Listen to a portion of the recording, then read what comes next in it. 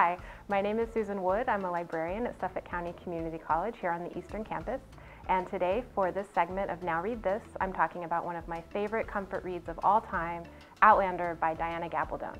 So this is the first novel in a series of 7 so far about Claire Randall Fraser, who's a 20th century time-traveling doctor. The most recent addition to the series is called Written in My Own Heart's Blood, and it will be available at the library this spring.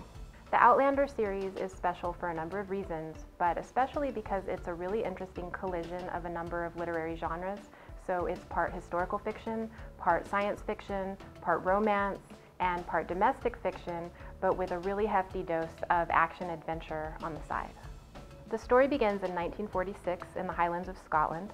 World War II has just ended, and our main character Claire, an English army nurse, and her husband Frank, a historian, are on their honeymoon. While exploring an ancient circle of standing stones on a nearby hilltop, Claire is inexplicably transported back in time through the stones 200 years into 18th century Scotland.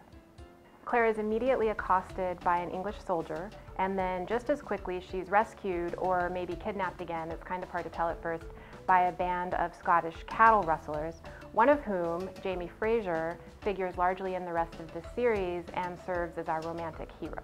However, this is not your standard romantic plot where a helpless, naive woman needs a lot of rescuing by a dominant beefcake type. In fact, she does quite a lot of the rescuing herself throughout the series. Although Claire doesn't tell anyone that she's from the 20th century and works really hard to fit in, her medical knowledge marks her as a healer. Many of the people she meets don't know quite what to make of a woman who doesn't live up to their expectations about proper 18th century women's behavior. They describe her as a frighteningly practical and devastatingly straightforward person. She's highly resourceful and competent, and she always manages to take care of business with a minimum of fuss and a great deal of panache and humor. Throughout this series, Claire and Jamie's adventures take them from Scotland to France, to the Caribbean islands, and finally to the North American colonies and into the Carolina wilderness. They successfully weather Scottish uprisings against the English, brutal ocean crossings, attacks from pirates and smugglers and rebels of all stripes, and even some more time travel and some more supernatural occurrences.